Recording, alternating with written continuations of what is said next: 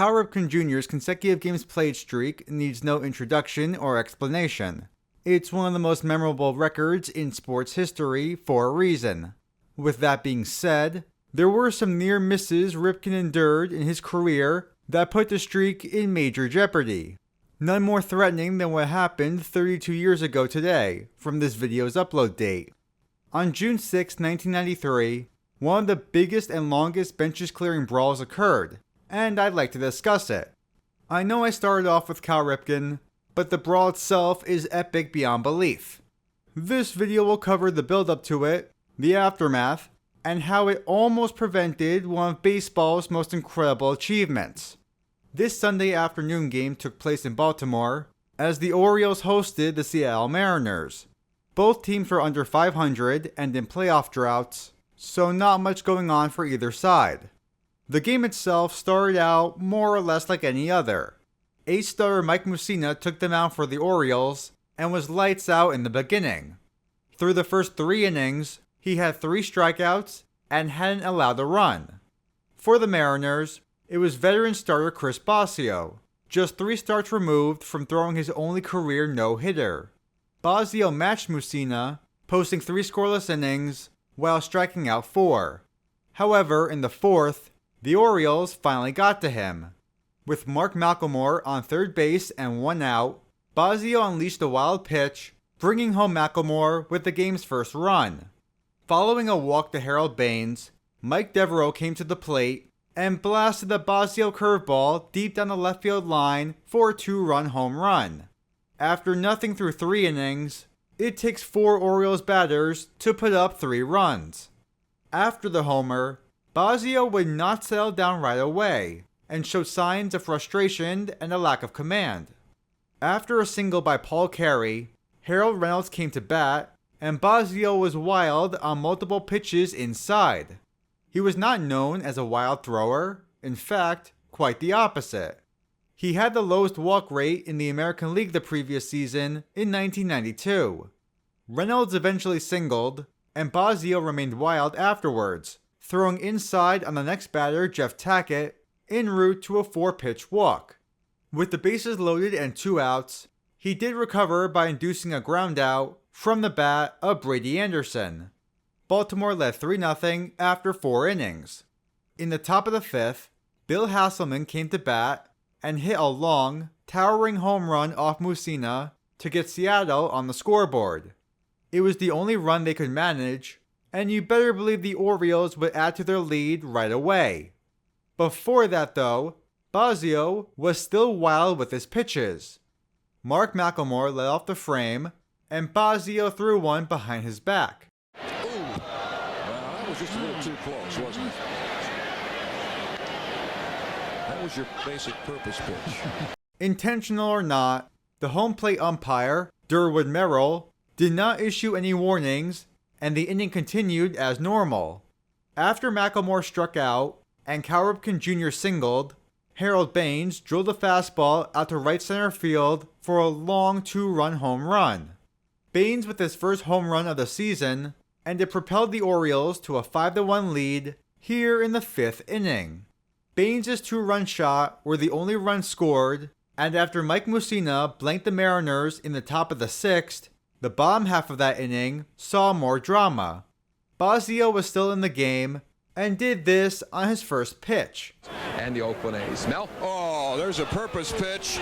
Bosio throwing right at Harold Reynolds. He's going to set off a brawl here if he's not careful. Why the home plate umpire still didn't issue any warnings, I have no clue, but at least that was the only inside pitch thrown here. Baltimore wins score, and the game remained 5-1 entering the top of the 7th. Mussina struck out the first 2 batters of the inning, and then Bill Hasselman stepped to the plate.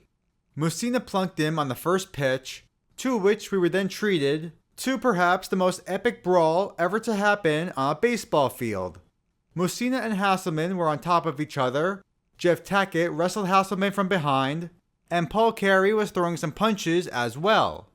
Jay Buhner had to be restrained, right as Todd Froworth started a second brawl with Jeff Nelson. Nelson, in turn, headlocked one of the Orioles players. Those were just a few of the incidents within this brawl, And I could go on, but you get the point. Just an all-around terrible scene. I say that like I'm not entertained, but I digress. I'm not going to break down everything that happened in this brawl, as it would make the video an hour long. Plus, the full thing is on YouTube, so definitely check it out after this. Before proceeding, I did want to show you this moment that I found to be quite humorous. How are they going to get this stopped? Where are the police? How don't the police get out there and help break this up? I don't know why, but I was dying when Mel Proctor was pleading for the police to intervene. Spoiler, they didn't. This whole ordeal was so bad, it stopped play for 20 minutes. 7 players were thrown out of the game, including Bosio and Hasselman. Those 7 would later all receive suspensions, ranging from 3 to 5 games apiece. Surprisingly though, Mike Mussina was not tossed. This enraged Seattle manager Lou Piniella, who pulled the classic move, kicking dirt around and getting ejected in the process. Make that 8 people thrown out. Why wasn't Mussina tossed? I suppose the umpires came to the conclusion that Hasselman was the one who started this whole thing, and the thrown pitch was retaliation from Bosio's antics. One could also argue, albeit a weak argument, that Mussina's hit-by pitch was not on purpose. The man himself went on the record saying he was just trying to pitch inside and that he lost control. Hasselman certainly thought it was on purpose, and based on what both managers said, it probably was. Piniella claimed that Mussina was instructed to hit Hasselman. When Orioles manager Johnny Oates was asked about this intention, he did not deny it. He specifically said, "What difference does it make if he was told to or not? I'm not a lawyer, but that sounds like a confession to me." Anyway, after order was finally restored, Mussina picked up where he left off and finished the inning unfazed. The rest of the game itself was uneventful. The Mariners would tack on another run, but Baltimore held on to win 5-2. As you can imagine, there were a lot of, should I say, ramifications that resulted from this incident. First off, the suspensions as mentioned earlier. Here's the list of the 7 players that received suspensions for those curious. Second, I found a couple of reactions from this that also amused me. National League President Bill White said, "The problem with the brawl is that players have forgotten how to duck." Derwin Merrill also went on the record and said he tried to break up the fight by telling the players Jesus Christ wouldn't do this, but that didn't work out very well. Out of all of the things Merrill could have done to extinguish the brawl, that's certainly one of them. Moving on, were there any notable injuries that happened? Reports of a few bruises and a black eye circled, but there were 2 major ones. One was of Chris Bosio, who injured his collarbone in the fight. While that's unfortunate on its own, would you believe that was actually the second time that season he injured his collarbone? It wasn't a first-time occurrence. He re-injured himself and missed almost a month. The other was Mike Mussina, who at first seemed uninjured. After all, he was able to pitch again, but he took a larger hit than expected that affected his performance. Through this June 6th game, Mussina had a sharp 2.86 ERA in over 90 innings pitched on the season. Following this game, a 6.37 ERA in 76 innings pitched.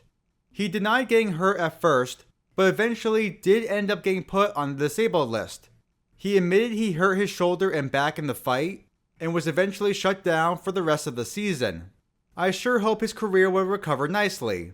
The last and most important consequence, this brawl nearly prevented one of the great all-time MLB records from happening.